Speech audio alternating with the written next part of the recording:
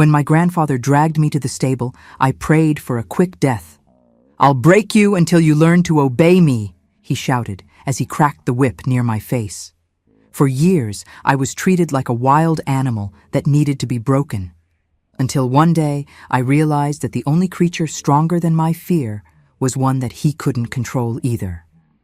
Good morning, good afternoon, or good evening, my dears. It's so wonderful to be here with you again. My name is Helen Fitzgerald. I'm 78 years old and well-lived, and today I live here in Laredo, a quiet little town on the Texas-Mexico border. I was born in Amarillo, in the Texas Panhandle, but life brought me to this blessed little corner where I can see the Rio Grande from my window every day. But before I continue my story, I'd like to ask a small favor. If you're enjoying this conversation, please leave a thumbs up and subscribe to the channel. It's so important for an old lady like me to feel that people are listening. And tell me in the comments, which town are you watching from? And what time of day did you find this video? Early morning with coffee, after lunch, or already in the evening? I always read all the comments, and I'm so happy to know where you're from and when you take time out of your day to listen to this grandma's stories. Let me know, okay? Let's create a chain of affection. Today I want to share with you a story that isn't easy to tell. It's about a girl who was treated like a wild animal that needed to be broken. It's about pain, fear, and survival. But it's also about strength and liberation. That girl is me, back when the world was different and when I thought there was no way out. But like every storm, this one also passed. And I'm here, ready to tell you how I survived the man who tried to destroy me, and how a wild animal ended up being my salvation. I was born in Amarillo in 1947, a time when America was still recovering after the Great War. My parents, Gertrude and Alan, were simple, hard-working people. My father took care of sheep on a small ranch, and my mother, besides taking care of the house, made cheeses that she sold in town. We were a modest family, but we never lacked the essentials: food on the table, clean clothes, and plenty of affection. Our little house was wooden, with a tin roof that made a loud noise when it rained hard. It had only 3 rooms: the kitchen, which was the heart of the house, with a wood stove that was always lit, my parents' bedroom, and a corner separated by a colorful gingham curtain where my little bed was. The bathroom. Oh, my dears, in those days it was a wooden outhouse with a hole in the ground. Today, you young people can't even imagine what it was like, can you? But we get used to everything in this life. My childhood was simple but happy. In the early morning, I helped my mother milk the cows and feed the chickens. After breakfast, I went to the rural schoolhouse, which was about 2 miles from our house. I walked there along with other children from the area. The teacher, Miss Eulalie, was strict but fair. She taught us to read, write, and do arithmetic. When I returned from school, there was still time to play with my friends, Irene, Dawn, and Eddie. We played hide and seek in the field, climbed trees, and chased after newborn lambs. On Sundays, we all went together to the little chapel of the prairie in the center of Amarillo. My mother put on me the only pretty dress I had, tied a ribbon in my hair, and off we went in Mr. Oliver's wagon, a neighbor who gave rides to anyone who wanted to go to church. After church, it was party day. We ate barbecue, drank lemonade, and danced to the sound of old Teddy's fiddle. Those were good times, you know. We didn't have much, but we had peace. But life has its quirks, and sometimes it changes suddenly, without warning. I had just turned 12 when tragedy knocked on our door. It was winter, the harshest Amarillo had seen in many years. The blue norther, that cold, cutting wind that comes from the plains, gave no respite. My father had to go to the neighboring town to get medicine for the sheep that were getting sick. My mother insisted on going with him, as she wanted to visit a friend who was bedridden. They never came home. The bridge over Yellow Creek had collapsed with the heavy rains, and the wagon. My God, it still hurts me to talk about this. The wagon was swept away by the current. They found the bodies 2 days later, caught in the branches of a cottonwood tree 3 miles downstream. Suddenly, I was alone in the world, alone and without direction. I had no close relatives in Amarillo. The only living relative I had left was my paternal grandfather, Eustace Fitzgerald, a man I barely knew. He owned a horse breeding ranch in Eagle Pass, near the border with Mexico. My father had distanced himself from him many years ago, for reasons he never wanted to tell me. He just said that the old man was difficult to deal with. The town authorities had no choice. With the help of the local pastor, they managed to contact my grandfather, who reluctantly agreed to take me in. I remember as if it were yesterday the day the children's commissioner put me on a bus with a small bundle of clothes and a letter addressed to my grandfather. "Be a good girl," he told me. "Your grandfather is a respected man in the region. He'll give you a good home." Poor commissioner. If he had known what awaited me on that ranch, perhaps he would have thought twice before sending me there. The journey was long and tiring.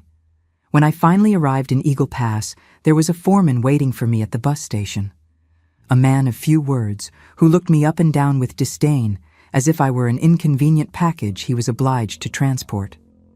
"The boss is busy," was all he said as he helped me into the pickup truck. And so began my new life at Blue Ridge Ranch, property of the man who was supposed to take care of me, but who would end up becoming my worst nightmare. I remember, as if it were yesterday, the day I arrived at Blue Ridge Ranch. It was late afternoon. The sun was setting behind the hills, painting the sky a blood red that seemed like an omen. The foreman, who I later discovered was named Jeb, took me straight to the main house, an imposing two-story building with a porch that surrounded the entire first floor. On the porch, seated in a rocking chair, was he, Eustace Fitzgerald, a tall, thin man with white hair cut close to his scalp and a thick mustache that partially hid his thin lips. His eyes were blue, cold as ice, and they examined me from head to toe without showing a hint of affection or compassion. "So you're Alan's daughter," he said, as if noting an unpleasant fact. It wasn't a question, and there wasn't a trace of welcome in his voice. I was expecting someone stronger. "The Fitzgerald blood is weak in you." I stood still, not knowing what to say, clutching my bundle of clothes to my chest. The fatigue from the journey, the sadness from losing my parents, the fear of the unknown, all of this left me dazed. "Jeb," he called to the foreman, "take her to the back room. Starting tomorrow, she'll work to pay for what she eats. I don't raise anyone for free in my house." That's how my life began at Blue Ridge Ranch. The next morning, before the sun had even risen, I was awakened by a middle-aged woman, Mrs. Zelda, who took care of the house. She wasn't a bad person, but she blindly obeyed the boss's orders. "Your grandfather wants you to start learning the house chores," she explained to me as she handed me a faded apron. "And then there are the yard chores. Chickens to feed, garden to tend to. The faster you learn, the fewer problems you'll have." In the first few days, I tried to adapt. I worked hard, from dawn until dusk. I cleaned, washed, cooked alongside Mrs. Zelda. My grandfather barely spoke to me. Sometimes during dinner, the only meal we had together, in sepulchral silence, I felt his heavy gaze upon me, as if he were constantly evaluating whether I deserved the plate of food in front of me. Blue Ridge Ranch was known throughout the region for the quality of its horses. My grandfather mainly raised quarter horses, a valued breed in the Texas plains. He had buyers from all over America and even from Mexico. But the pride of the ranch, what really distinguished Blue Ridge from the others, was the breeding of horses for rodeos and roping events. It was during my second week on the ranch that I saw, for the first time, the main stable. It was a large building, made of wood and stone, away from the house. I had express orders not to approach it without my grandfather's permission, but on that day, he himself called me. "Come," he ordered after breakfast. "I want you to see something." I followed him in silence to the stable. Inside, the smell of hay, leather, and horse sweat was strong. There were about 12 stalls, most occupied by magnificent horses.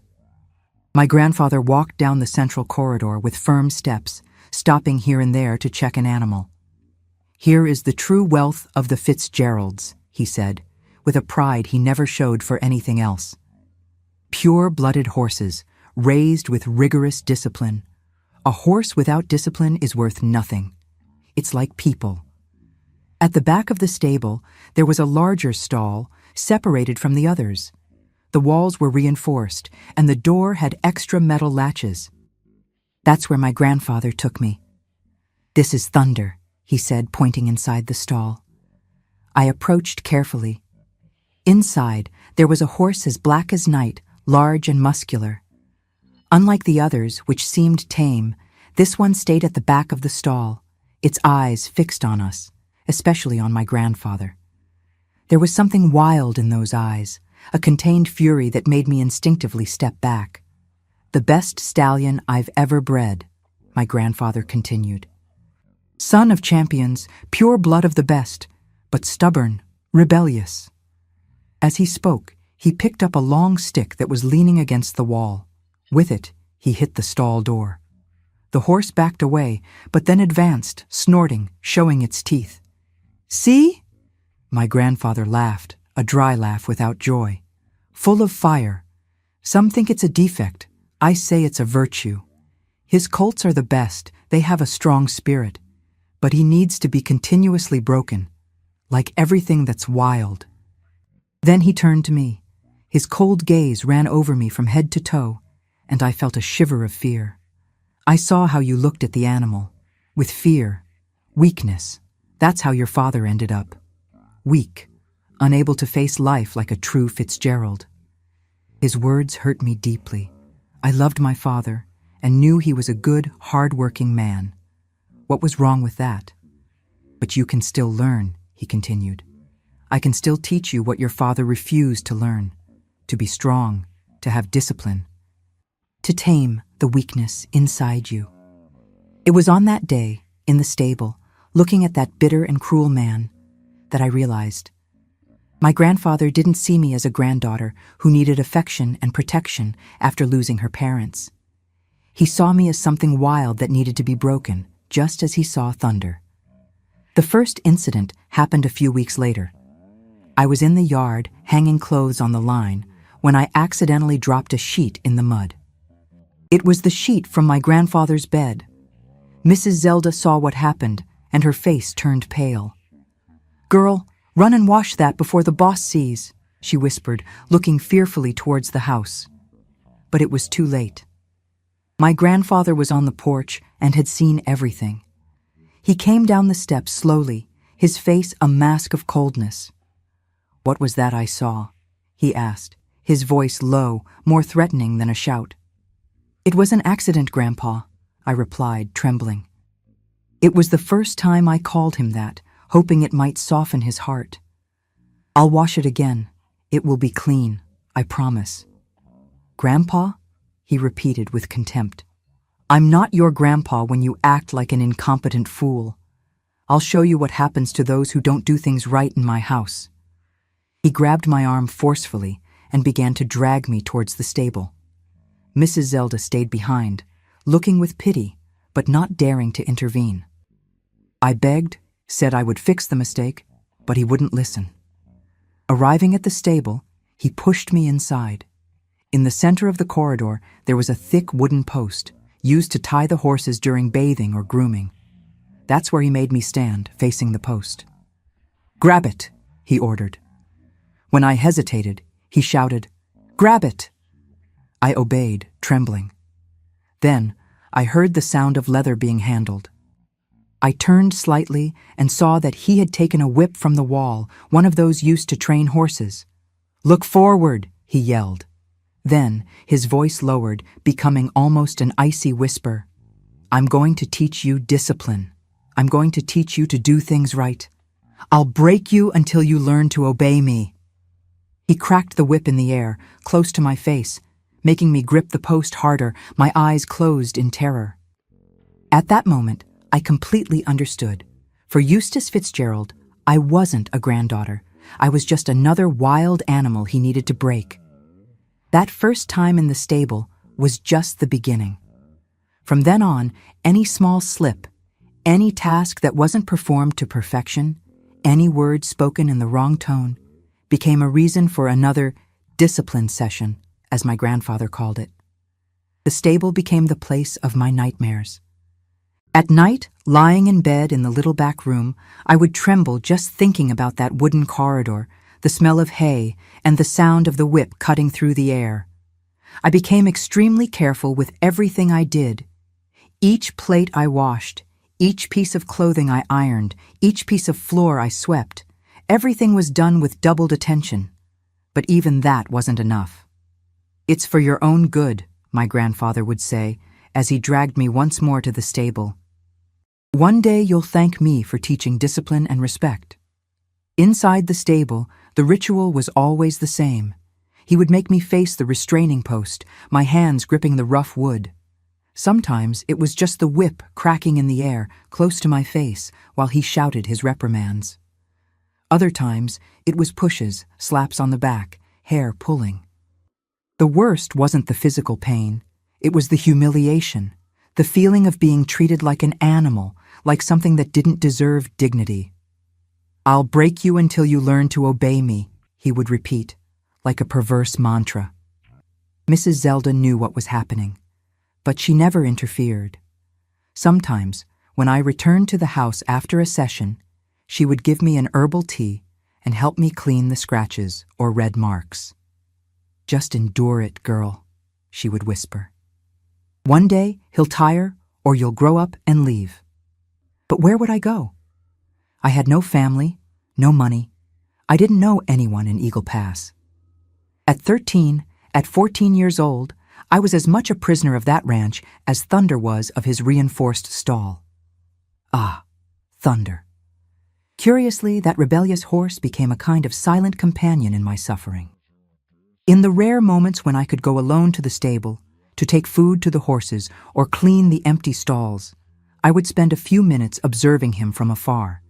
He was a magnificent animal, black and shiny coat, powerful muscles, a presence that commanded respect. Unlike the other horses, which submissively accepted my grandfather's leadership, Thunder never completely surrendered. Even after years on the ranch, he remained wild, untamable. My grandfather spent hours trying to work with him. He would enter the stall with a whip in one hand and a halter in the other. I could hear, from the house, the animal's snorts, my grandfather's shouts, the sound of hooves hitting furiously against the wood. The old man would always come out sweaty, often with new marks from kicks or bites that he wouldn't admit to anyone, but which I silently noticed. "That black devil will still learn who's boss," he would mutter, while Mrs. Zelda discreetly cleaned a scratch or applied a compress to a bruise. One afternoon, I witnessed something that would change everything. I was in the garden, picking vegetables for dinner, when I heard a commotion coming from the stable. I ran there, hiding behind a bush to observe. My grandfather had an important buyer, a rancher from Oklahoma interested in acquiring Thunder's colts for his breeding farm. "I want to see the stallion up close," the Oklahoman insisted. My grandfather, always eager to impress potential buyers, agreed. They walked to Thunder's stall, and my grandfather, to demonstrate his supposed mastery over the animal, took a handful of oats and extended his hand into the stall, calling the horse. "Come, demon," he ordered. "Show the gentleman what you're worth." Thunder remained at the back of the stall, his eyes fixed on that man who had mistreated him so much. After a few moments, he began to approach slowly. The Oklahoman smiled, impressed with the animal's stature. My grandfather, confident, kept his arm extended. That's when it happened. In a movement as quick as lightning, Thunder advanced not to eat the oats, but to attack. His sharp teeth grabbed my grandfather's forearm and pulled it against the stall door. The scream of pain echoed throughout the ranch. The Oklahoman backed away, horrified. Jeb and other ranch hands came running and with great effort managed to make the horse release my grandfather's arm, which was already bleeding profusely. "Damn animal!" my grandfather screamed as he was taken to the house. "I'll finish you off. I'll break you even if it's the last thing I do in this life." That night, as I helped Mrs. Zelda take care of my grandfather's bandaged arm, I noticed something different in the face of that man who was always so controlled and cold. Fear. For the first time, I saw genuine fear in Eustace Fitzgerald's blue eyes, fear of thunder, fear of that wild force that, even after years of domestication attempts, remained untamable. And there, at that moment, something changed inside me too. I no longer saw a dangerous animal when I thought of thunder. I saw an ally, the only creature on the entire ranch that was stronger, more full of hatred for my grandfather than I was. The following days were strange. My grandfather, with his injured arm and his even more injured pride, was more irritable than ever. I became the preferred target of his frustration. The discipline sessions intensified. Now it wasn't for small errors, but for anything, or for nothing. "You have the same rebellious look as that horse," he accused me once as he dragged me to the stable. "But I'll break you. I'll break that spirit, even if it's the last thing I do." It was during this period that he began to lock me in the little back room at night. "For your own good," he would say, "to learn to respect the order of things." I was 15 years old then, thin and pale from so much work and little sun, always with dark circles under my eyes from sleepless nights. At school, which I attended irregularly, only because it was mandatory by law, I barely spoke to the other students. Anyone who tried to approach me soon backed away in the face of my silence and constant fear. The teacher, Miss Hortense, called me one day after class. "Helen, is everything all right at home?" she asked with genuine concern. "You always seem so scared, so withdrawn." For a brief moment, I thought about telling everything. About the stable, the whip, the humiliations. But then I remembered how respected my grandfather was in town, the power he had, the influential friends. Who would believe the word of an orphan teenager against that of Eustace Fitzgerald, the renowned horse breeder? "Everything's fine, teacher," I lied, avoiding her eyes. "I'm just tired. There's a lot of work on the ranch." She didn't insist, but I noticed that she didn't believe me. However, as I feared, nothing changed. No one easily intervenes in the raising methods of a man like my grandfather. It was during this time that I began to observe Thunder's stall more attentively. In the moments when I had to clean the stable, I would discreetly study the lock on the door, the hinges, the weak points in the structure. The horse, in turn, seemed to be watching me as well. Over time, I began to notice that he didn't back away when I approached, as he did with everyone else. One day, risking more than I should, I took an apple from the kitchen and hid it to take to the stable. From afar, I showed the fruit to Thunder and put it on the ground, near the stall door. Then, I moved back a few meters and waited. The horse, suspicious at first, eventually approached and ate the apple. It was our first moment of, I wouldn't say friendship, but perhaps mutual recognition. That became a secret ritual.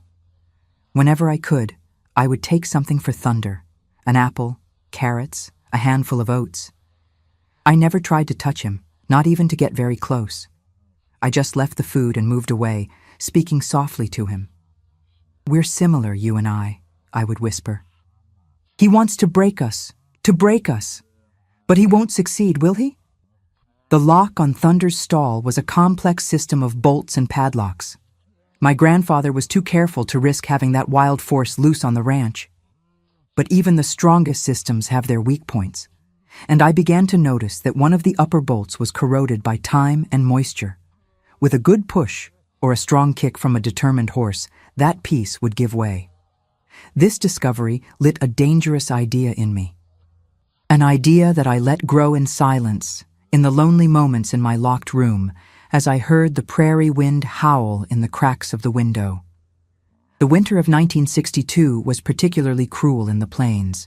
The blue norther blew relentlessly, bringing a cold that seemed to cut to the bone.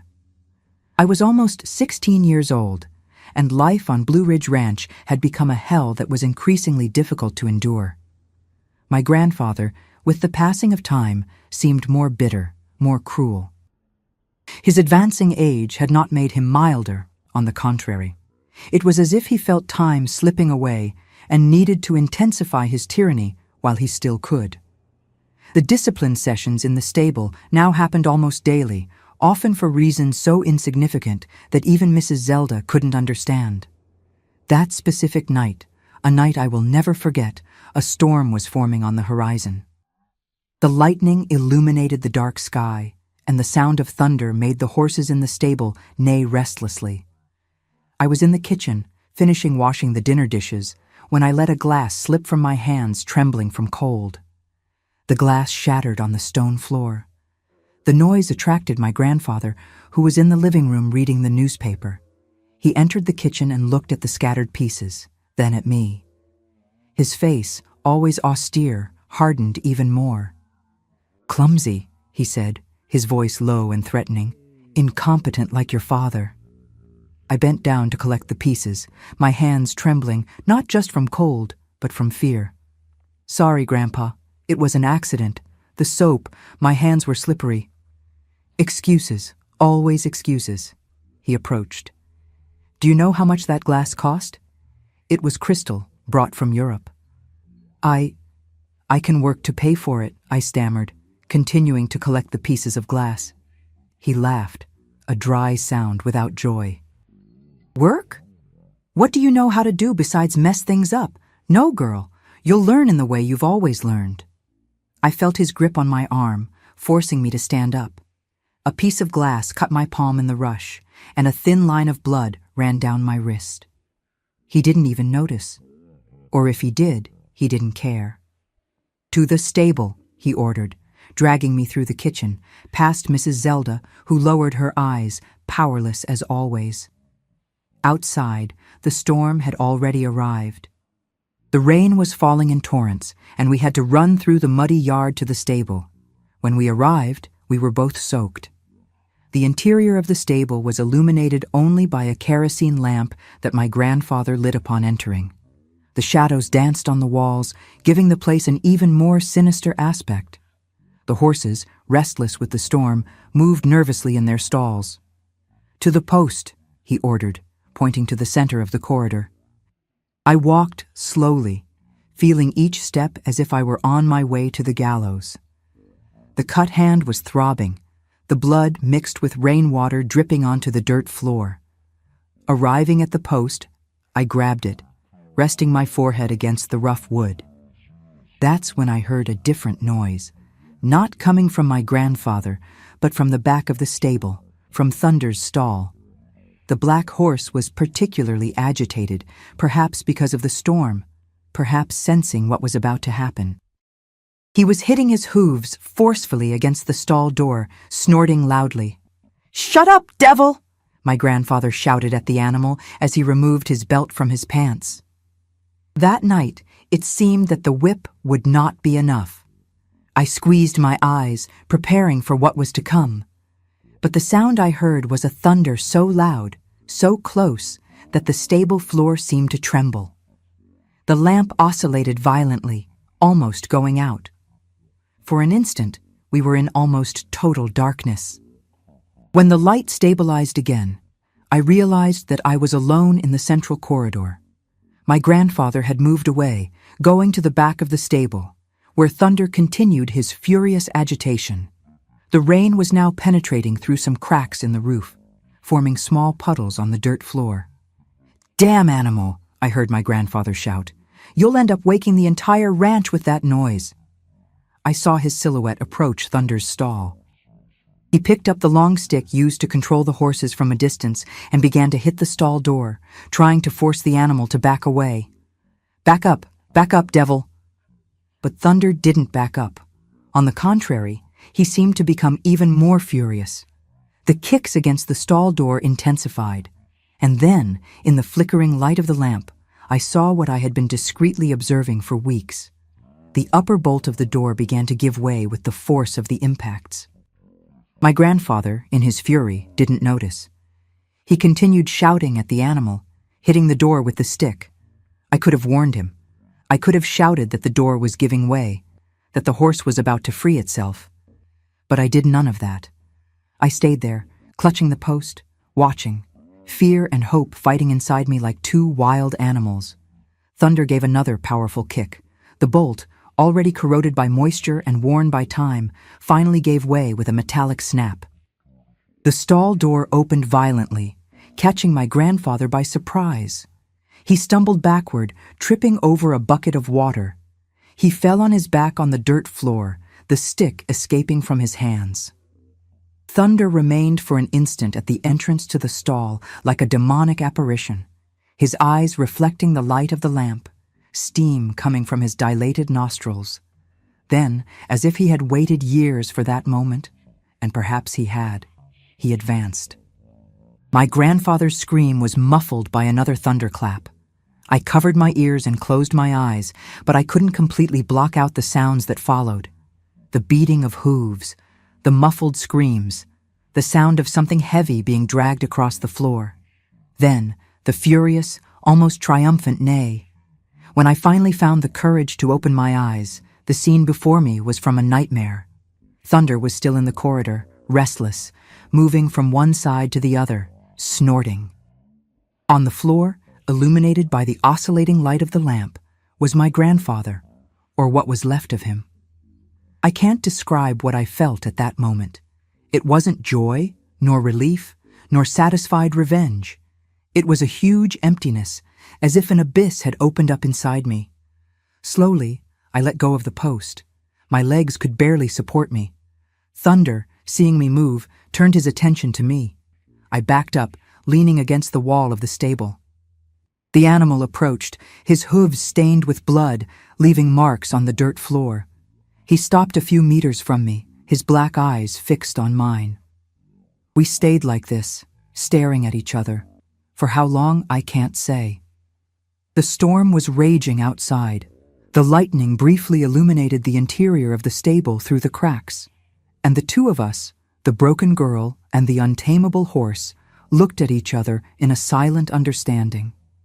Then, slowly, Thunder moved away. He walked to the stable door, which was ajar, and went out into the stormy night. The other horses, agitated with everything that had happened, neighed and banged against their stalls, but none managed to escape. I stayed there, paralyzed, for a long time. The rain gradually diminished. The thunder moved away. And I remained in the same place, unable to move, to think clearly, to decide what to do. It was Jeb who found me, hours later. Attracted by the incessant neighing of the horses, he came to check the stable and came across the scene. Me, still leaning against the wall in shock. My grandfather on the floor. Thunder's stall, empty, the door broken. "My God in heaven," he exclaimed, dropping the lantern he was carrying. "Girl, what happened here?" My voice came out as a whisper. The horse, the storm. He got scared by the thunder, broke down the door. My grandfather tried to contain him." Jeb didn't ask any more questions. He ran out to call for help. Soon the entire ranch was awake. Mrs. Zelda took me to the house, gave me hot tea, covered me with blankets. I was shaking uncontrollably. I don't know if from cold, from fear, or from shock. The following hours were confusing. Men came in and out of the house. Someone went to get the doctor from town, but it was too late. I heard fragments of conversations. The animal escaped, probably in the field. "We'll organize a search at dawn." In the morning, the sheriff from town came to the ranch. He asked me some questions, but I could barely answer. Jeb told what he knew, the little he knew. The conclusion was quick and simple. A terrible accident. Old Eustace Fitzgerald, known for his strong temperament and for his stubbornness in personally dealing with the most dangerous stallion on the ranch, had finally paid the price for his imprudence. No one questioned what I was doing in the stable at that hour of the night. No one asked about the marks on my body, about the years of abuse. The truth was buried along with my grandfather, in a quick ceremony with few attendees, a few days later. As for Thunder, he was never found again. Some ranch hands said they had seen a black horse galloping freely through the fields towards the border with Mexico. But it could have been any horse. Or perhaps just a legend that began to form, whispered by the ranch workers. I knew only one thing. For the first time in almost 4 years, I wouldn't have to fear the night. I wouldn't have to fear my grandfather's footsteps in the corridor. I wouldn't have to fear the stable and the restraining post. For the first time since I had arrived at that ranch, I was free. But freedom, as I discovered in the days that followed, comes with its own set of challenges and uncertainties. And I, at 16 years old, an orphan once again, had to decide what to do with this unexpected and dangerous gift. In the weeks following my grandfather's death, Blue Ridge Ranch plunged into a strange silence.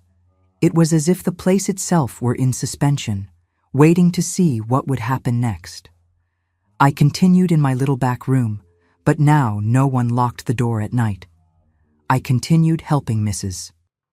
Zelda with the household chores, but without the constant pressure, without the fear of making the slightest mistake. Jeb, the foreman, temporarily took over the administration of the ranch. "Until the situation is resolved," he would say. But what was the situation? I didn't know. No one seemed to know for sure.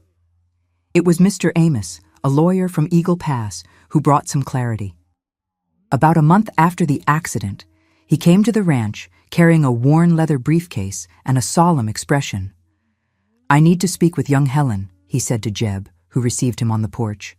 "Alone, please." We went to the living room, a room I rarely entered when my grandfather was alive. The lawyer, a middle-aged man with round glasses and graying hair, sat in an armchair and invited me to sit on the sofa in front of him. "Helen," he began, with a gentle voice that surprised me. "I know the last few weeks have been difficult for you, losing your grandfather in such an unexpected manner." I kept my gaze down, not knowing what to respond. I didn't want to pretend sadness, but I also didn't know if it was safe to show relief.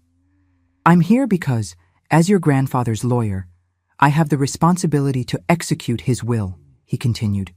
"And you, as the only direct descendant, are the universal heir to Eustace Fitzgerald's assets."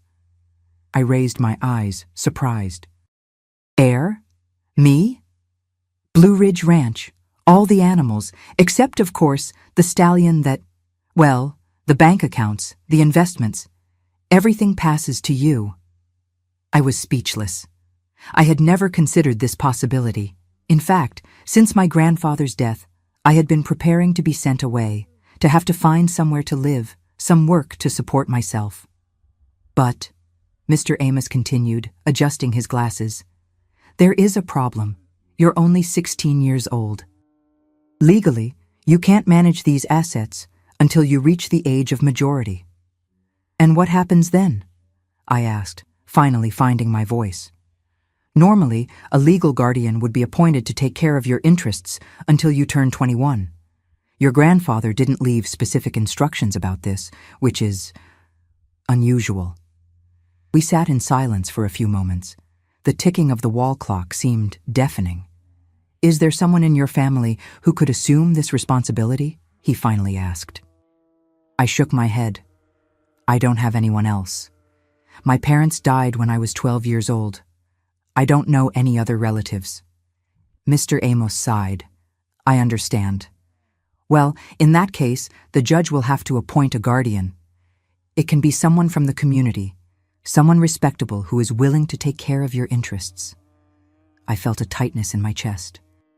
"Someone from the community? Who? Another man like my grandfather, who would see in me only a source of free labor and a fortune to manage as he saw fit?" The lawyer must have noticed my discomfort because he added, "Don't worry, Helen. I'll do everything possible to ensure it's someone suitable." He said goodbye, promising to return in a few days with more information. I stayed there, sitting on the sofa, for a long time after he left. Heir to everything. It was almost ironic. The man who treated me like an animal now left me everything he owned, not by choice, but for lack of an alternative. That night, I couldn't sleep. I looked at the ceiling of my little room, thinking about the uncertain future that was unfolding before me. A guardian would be appointed, probably some friend of my grandfather, some rancher from the region with the same harsh and cruel mentality. I would be trapped for another 5 years until I turned 21. 5 years is a long time when you're 16 and have already suffered so much. That's when I made a decision. I wouldn't wait to see who would be my new owner. I would leave. I would run away. To where, I didn't know yet. But I would leave before the lawyer returned with a new guardian. The next morning, I discreetly began to plan my escape. I would need money, clothes, a destination.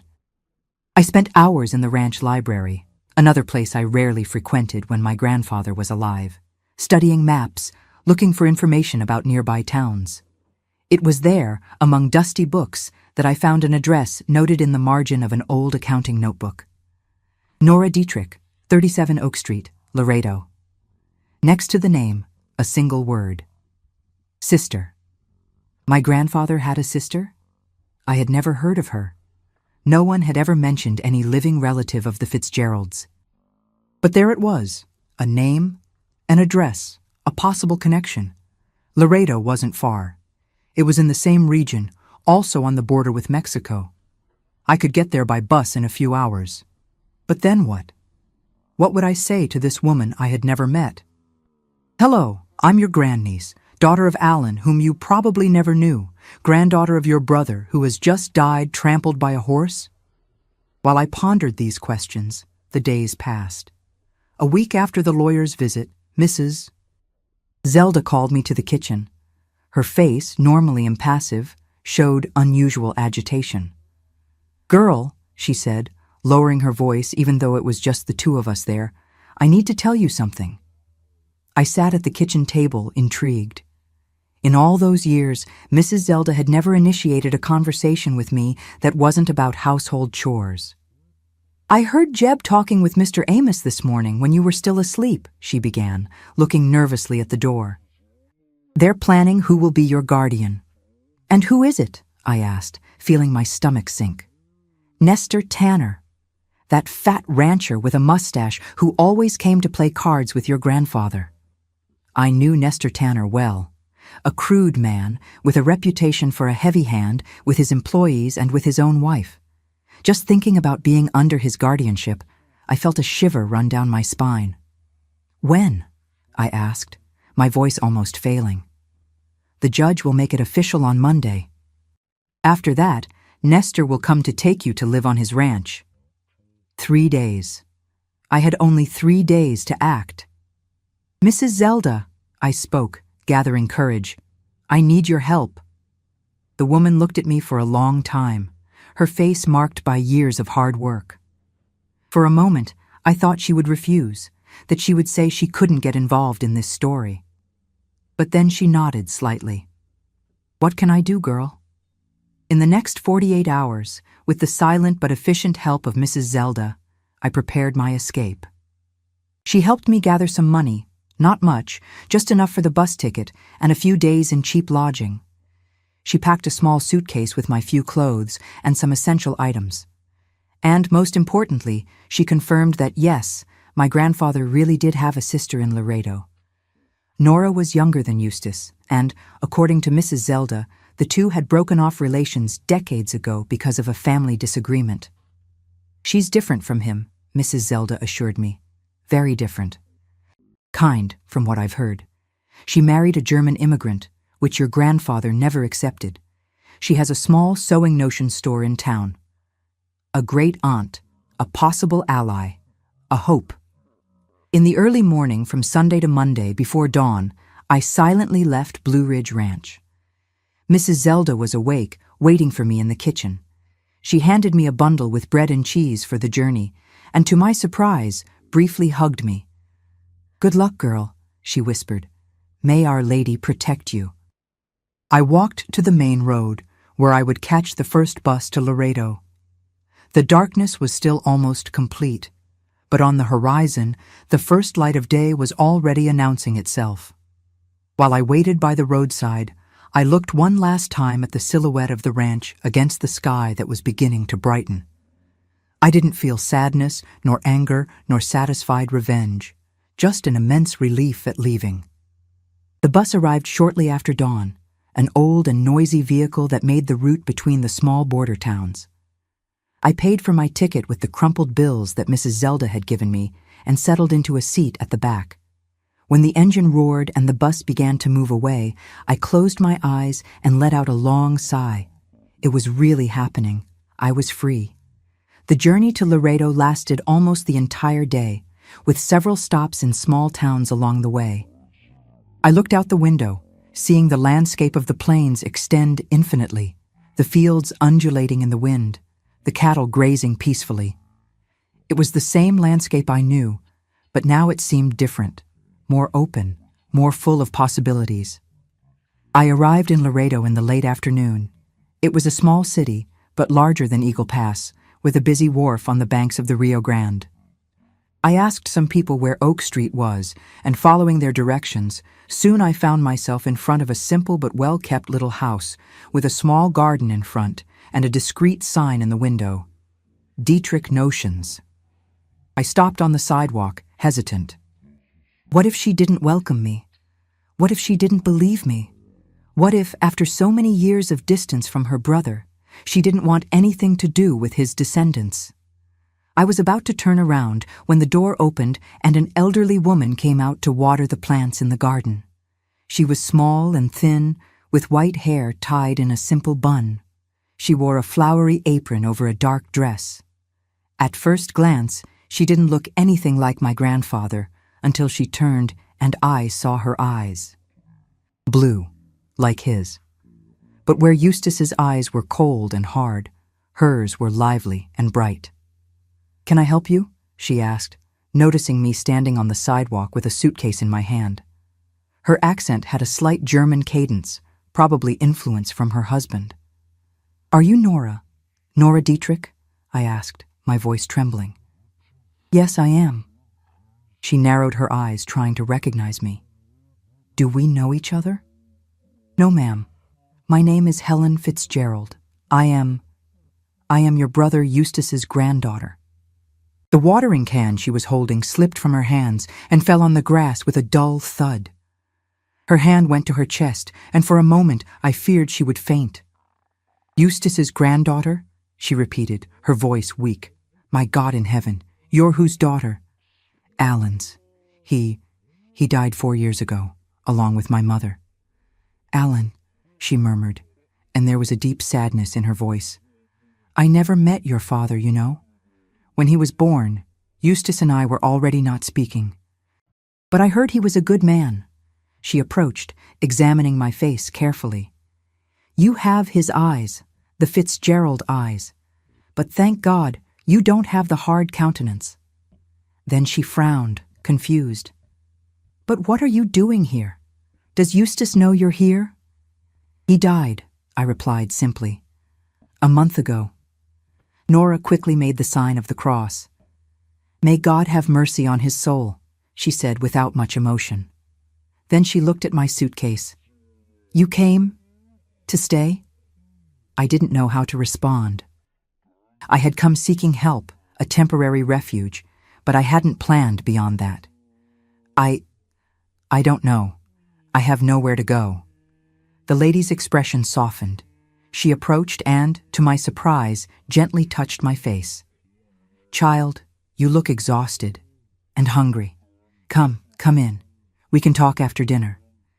And so, without further questions, she welcomed me into her home. That night, sitting at the cozy kitchen table of Nora, I ate the best stew I had ever tasted in my life. Her husband, Siegfried, a gentleman with white hair and a kind face, treated me with the same natural kindness, without asking questions, just ensuring that I ate well and felt comfortable. Only later, when Siegfried had gone to bed, did I tell Nora everything that had happened. From the death of my parents, going to Blue Ridge Ranch, the years of discipline in the stable, to the night of the storm and the escape before Nestor Tanner became my guardian. She listened to everything in silence, her aged face marked by deep pain. From time to time, silent tears ran down her cheeks, which she discreetly wiped with the tip of her apron. "I should have guessed," she said when I finished. "Eustace was always harsh, but after our mother died, something broke inside him. He became bitter, cruel. That's why I distanced myself. I couldn't bear to see what he was becoming. She took my hands in hers. But you're here now, child. And if you want, you can stay. Siegfried and I don't have children. The house is small, but there's enough space, and the store gives enough for the three of us to live. But, and the ranch? I asked. The lawyer said I'm the heir. The ranch can wait. When you reach the age of majority, you'll decide what to do with it. Until then, let the lawyer manage it. It's all in your name, in the end. It was such a simple, such an evident solution that I wondered why I hadn't thought of it before. Of course I could leave Mr. Amos to manage the property until I turned 21. I didn't need to be there. I didn't need a guardian for that. Can I write to Mr. Amos explaining the situation? I asked. Tomorrow we'll go to the notary to write an official letter, Nora nodded. Siegfried knows the county judge. I'm sure he'll understand the situation. And so it was. In the days that followed, with the help of Nora and Siegfried, I made my situation official. Mr. Amos, to my surprise, was relieved to know that I was with legitimate relatives. He agreed to manage the ranch in my name, sending regular reports about the finances and consulting me about important decisions. Nestor Tanner, as I learned later, was furious to discover that he had lost the opportunity to get his hands on the Fitzgerald fortune. But there was nothing he could do. The law was on my side now. I began a new life in Laredo. Nora enrolled me in the local school to complete my studies. On weekends and after classes, I helped in the Little Notion store. I learned to sew, to embroider, to crochet, skills that my great-aunt mastered perfectly and that she taught me with patience and affection. It was in Laredo that for the first time in many years, I came to know what it was to have a true home. Nora and Siegfried weren't just legal guardians. They became the family I had lost. Patient, loving, respectful, they slowly healed the wounds that my grandfather had left in my soul. When I turned 21 in 1968, I had to make a decision about Blue Ridge Ranch. I could return and take control, I could sell it, I could leave everything as it was. After much reflection, I opted for the sale. I didn't want to return to that place full of painful memories. The money was invested, and a part of it used to expand Nora's small business, transforming it into a fabric and clothing store that became known throughout the region.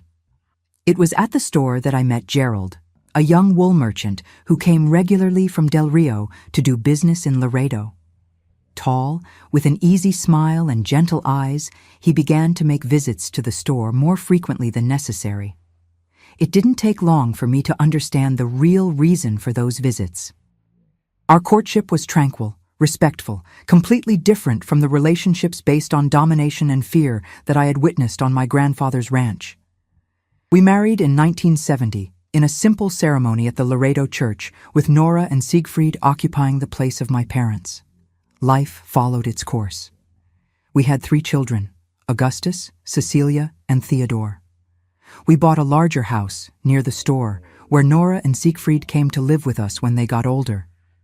The store prospered, expanding into other branches of commerce. They were years of peace, of healing, of rebuilding. But I never forgot what I had been through. The scars were there, invisible but present. For years I had nightmares about the stable, the whip, the storm of that night. Gerald, who knew my whole story, would gently wake me when I screamed in the middle of the night, holding me in his arms until the memory dissipated. And as for Thunder, I never knew for certain about him again. But there were rumors over the years of a magnificent black horse that was seen galloping freely through the fields of the border on the Mexican side.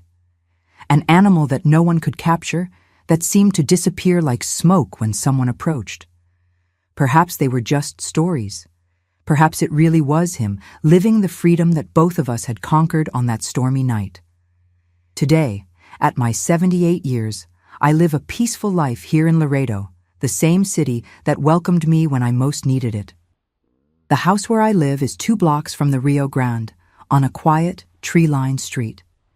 It's a simple house, but comfortable, with a garden in front where I grow roses and daisies, and a backyard where I have my herbs and a tangerine tree that gives fruits as sweet as honey.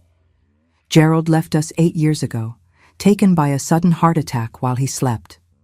It was an immense pain, but at least he departed without suffering. It was almost 4 decades of a happy marriage where I came to know the true meaning of respect, companionship, and love. Sometimes I still catch myself talking to him as if he were here. And who knows, maybe he is. There are mysteries in this life that we don't understand. My children are all grown and established in life. Augustus is a doctor in San Antonio, married to a university professor. Cecilia followed in her father's footsteps in commerce, and today she manages the store that was once Nora's, expanded and modernized, but maintaining the same welcoming spirit. Theodore, the youngest, is a history teacher at the state school here in Laredo. I have 5 grandchildren, who are my joy, especially Marianne, Theodore's daughter, who lives here in Laredo and comes to visit me almost every day. She's 22 years old and is in college, studying to be a nurse. It was she who introduced me to embroidery, believe it or not. This modern girl teaching grandma an ancient craft. She learned it in an online course and thought it would be good for my hands, which sometimes get stiff with rheumatism. And how right she was. Embroidery has become not just a pastime, but a therapy. Each little stitch given is like stitching together the pieces of my own existence as well. When you embroider, you concentrate your mind on the work of your hands and forget for a moment your worries. It's almost like a meditation. I have a peaceful routine. I wake up early with the first birdsong. I make a cup of coffee and sit on the porch to watch the day dawn. Then I take care of my plants, make a hearty breakfast, and start my embroidery. The little table near the window is my special corner. From there, I can see a little piece of the river and the people passing on the street. When the weather is good, sometimes I take my embroidery hoop to the central square and sit there embroidering, chatting with other ladies who also like to enjoy the sunshine. On Wednesdays, I play bingo with my friends at the community center. On Sundays, I go to Mass at the main church, and then the family gathers here at my house for lunch. Theodore brings the barbecue, Cecilia the desserts, and I prepare the rice, the salad, and that boiled cassava that everyone loves. It's a joy to see the house full, to hear the laughter of the grandchildren, to feel that I built something good and lasting despite everything. Of course, not all days are easy. Age brings its challenges. Joints ache when it's about to rain, memory sometimes fails, and friends depart one by one, leaving longings. I had to say goodbye to Nora 15 years ago and to Siegfried 2 years later. They were like parents to me, and not a day goes by that I don't thank God for having put them in my path.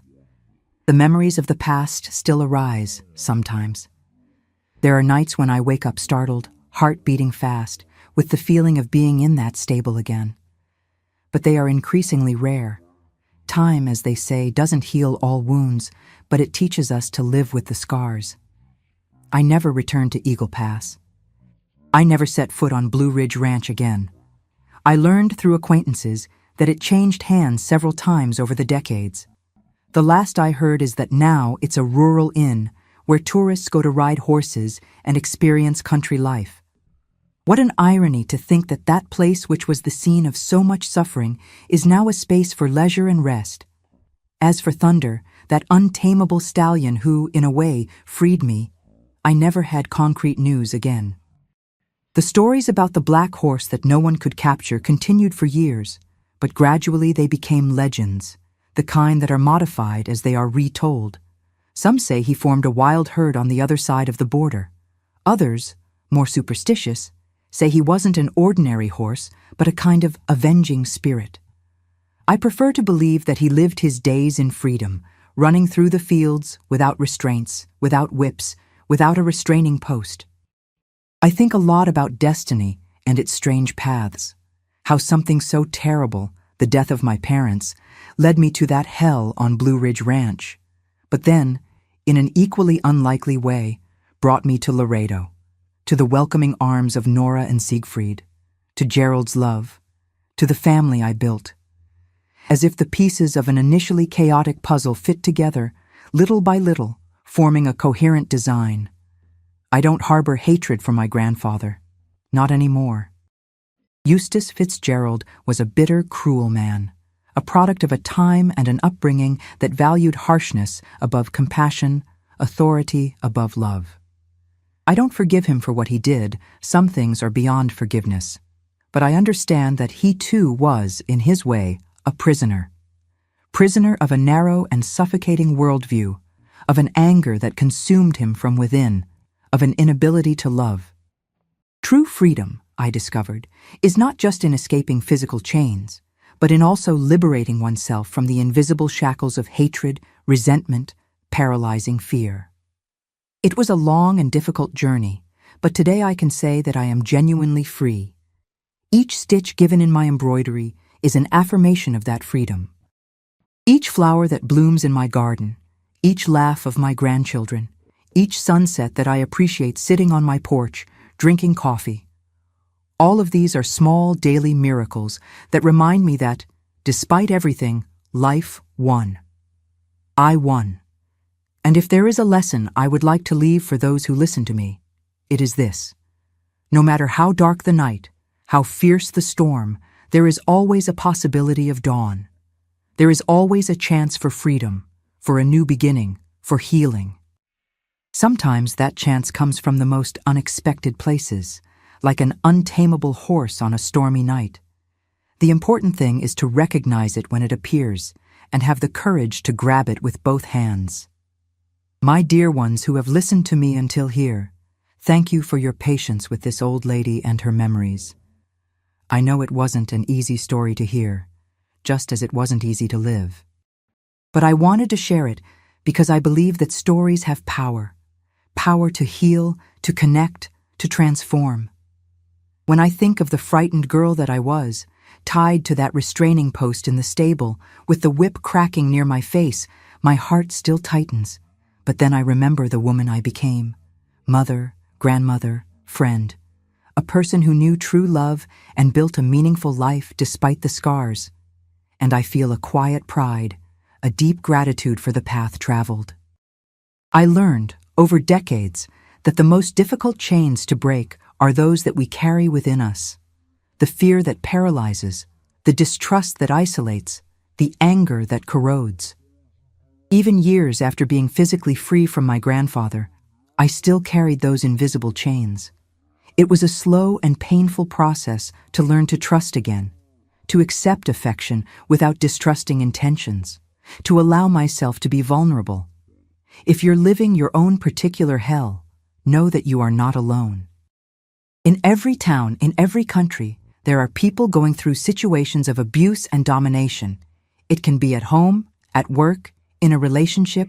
Fear and shame make us believe that we are the only ones, that no one would understand, that there is no way out.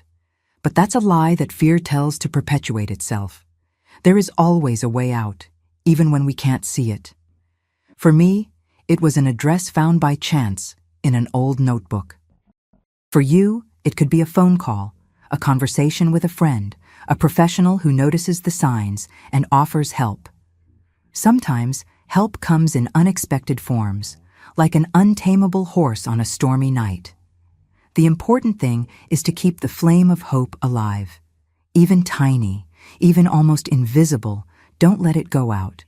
As long as there is life, there is possibility for change. I know this because I lived it. At 16, I thought my life was over before it had really begun. But look at me now, decades later, surrounded by love, family, small daily joys that make life worth living. Each stitch in my embroidery reminds me that even when life seems like a meaningless tangle on the backside, on the front, a beautiful design is forming. Each stitch is a choice, a small decision to continue, to create beauty, even from chaos. That's how we rebuild our lives, stitch by stitch, day by day, choice by choice. When Marianne taught me to embroider, at 60 years old, I resisted. Old hands don't learn new crafts, I would say. But she insisted, patient as only love knows how to be. And little by little, I discovered not just a new skill, but a form of therapy, of meditation, of connection with something greater than myself. It's never too late to learn, to change, to heal. Abuse tries to convince us that we are small, weak, unworthy. It tries to reduce our existence to a single aspect, that of victims. But we are much more than our wounds. We are complex, multifaceted beings, capable of a resilience that often surprises us, capable, despite everything, of flourishing. And if you are on the other side, if you know someone who shows signs of living a similar nightmare, don't close your eyes. Sometimes, a kind word, an attentive ear, an extended hand can be the difference between despair and hope. In every place in the world, there are organizations and people dedicated to helping those who suffer abuse. Seek them out, inform yourself, be part of the solution. No matter where you are, remember that in every culture, in every country, respect for human dignity is a fundamental value. Extend your hand to those who need it. Be part of the change. The global community can and must unite to protect the most vulnerable among us.